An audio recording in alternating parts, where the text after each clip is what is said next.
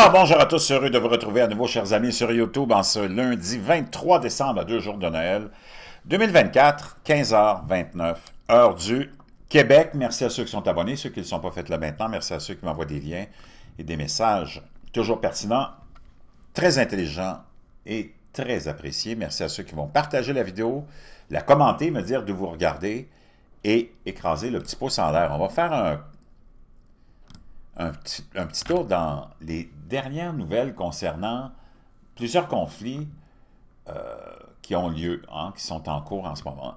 Washington Post nous dit que Zelensky s'oriente lentement vers la négociation pour l'avenir de l'Ukraine. On le sait avec l'arrivée de Donald Trump, dans moins d'un mois, s'il se rend jusque-là, on voit tout ce qui est en train de se se dérouler devant nos yeux avec ces histoires de drones et ainsi de suite. D'ailleurs, je vous enverrai un résumé de tout ça dans l'après-midi aussi, la fin de l'après-midi.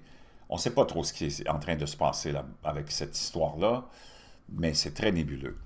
Alors que les forces ukrainiennes luttent pour contenir l'armée russe sur le champ de bataille et que le président élu Donald Trump cherche à négocier un accord de paix, le président Zelensky a signalé ces dernières semaines une plus grande volonté de négocier pour mettre fin à la guerre, un changement majeur pour le dirigeant ukrainien qui avait depuis longtemps juré de se battre pour chaque centimètre carré du territoire de son pays. Le message de Zelensky est prudent. Il n'a pas explicitement dit que Kiev accepterait des concessions territoriales ou autres, même si la Russie occupe plus de 20% de l'Ukraine et conserverait probablement le contrôle de ce territoire après un éventuel cessez-le-feu, mais après avoir déclaré précédemment que les négociations ne pourraient commencer qu'une fois que Moscou aurait retiré toutes ses troupes, Zelensky met désormais l'accent sur la nécessité d'une série, ou d'une sécurité plutôt à long terme, plutôt que de la restitution immédiate de territoire.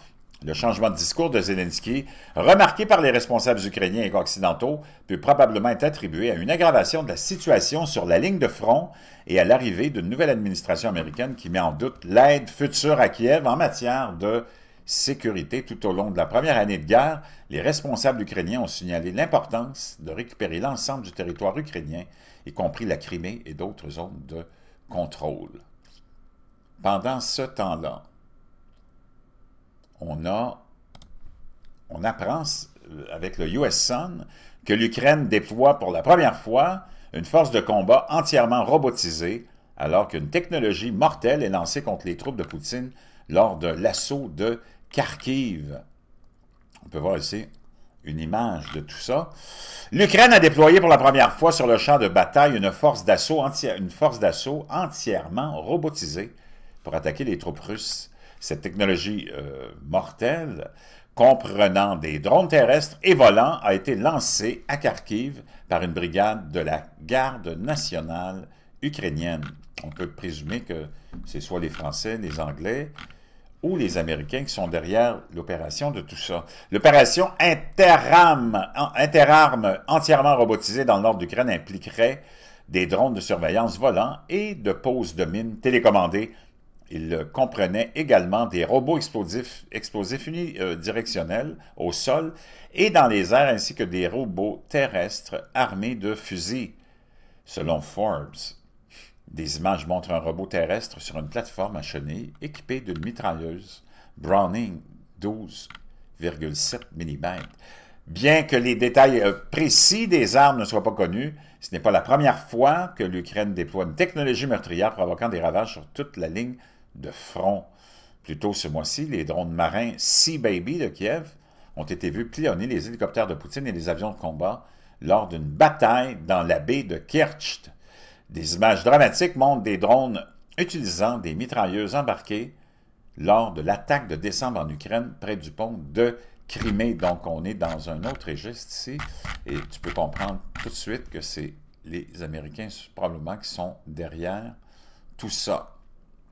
Pendant ce temps-là, il y avait d'autres choses aussi que je voulais te partager et je vais te trouver ça. J'ai le lien ici, quelque part. Donne-moi un petit instant et je te reviens. Donc, 2-3 autres petites nouvelles que je veux te partager qui ont tous rapport avec ces conflits-là. L'épouse de Bachar el-Assad demande le divorce et souhaite s'installer au Royaume-Uni. Asma al-Assad s'est installé en Syrie en 2000 et a épousé Assad la même année à l'âge de 25 ans. L'épouse britannique de l'ancien président syrien Bachar el-Assad, Asma, a divorcé ou a demandé le divorce après avoir exprimé son mécontentement quant à sa vie à Moscou, ont rapporté dimanche les médias turcs et arabes. Elle souhaiterait s'installer à Londres. Asma a saisi la justice russe et sollicité une autorisation spéciale pour quitter Moscou. Sa demande serait actuellement examinée par les autorités russes. Pendant ce temps-là, une nouvelle très intrigante, et c'est celle-ci.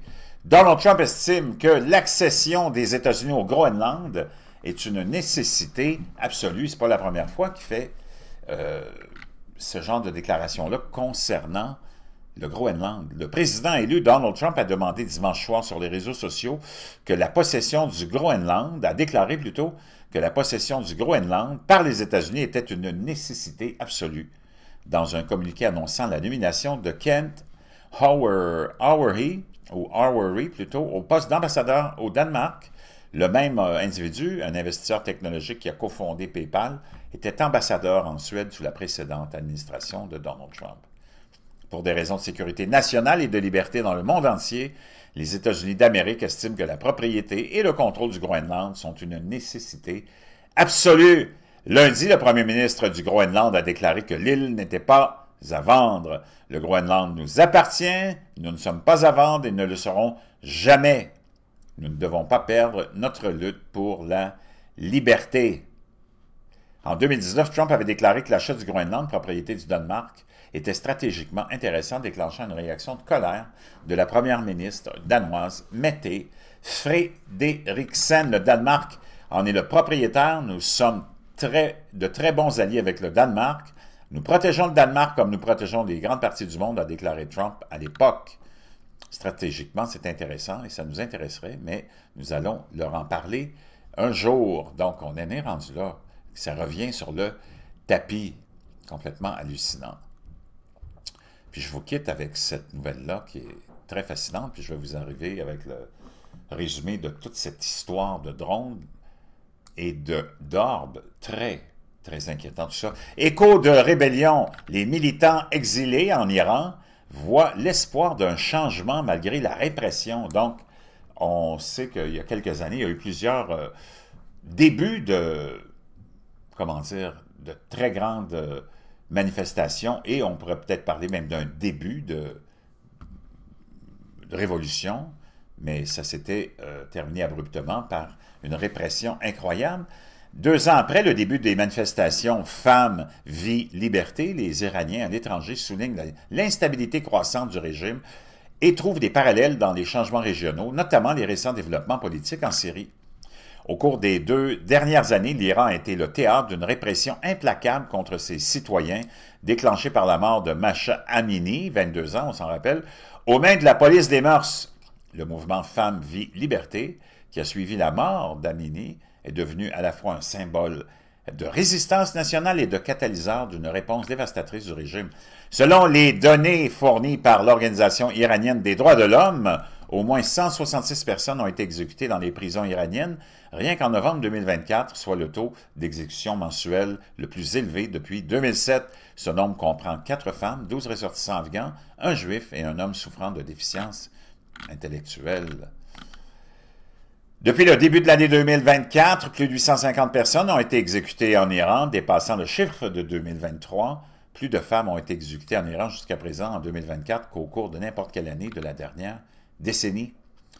Mahmoud Amiri Moghadam, fondateur d'Iran Human Watch, ou Human Rights, a déclaré que l'assassinat par Israël du chef du Hezbollah avait joué un rôle dans l'augmentation du taux d'exécution iranienne. Depuis que les tensions se sont intensifiées dans la région, notamment après l'assassinat de Nasrallah, nous avons assisté à une augmentation spectaculaire des exécutions. Donc on voit, l'Iran revient vraiment dans l'avant-scène de probablement des priorités du complexe militaro-industriel. Donc on sait qu'on veut renverser le régime là-bas, comme on veut renverser le régime de Maduro et d'autres. On va voir qu'est-ce qui va arriver, mais il y a des fortes chances que ça finalement, ça éclate une fois pour toutes, cette histoire-là de l'Iran, et on verra comment ça va se dérouler. Mais en 2025, c'est certain que l'Iran va être la cible du complexe militaro-industriel.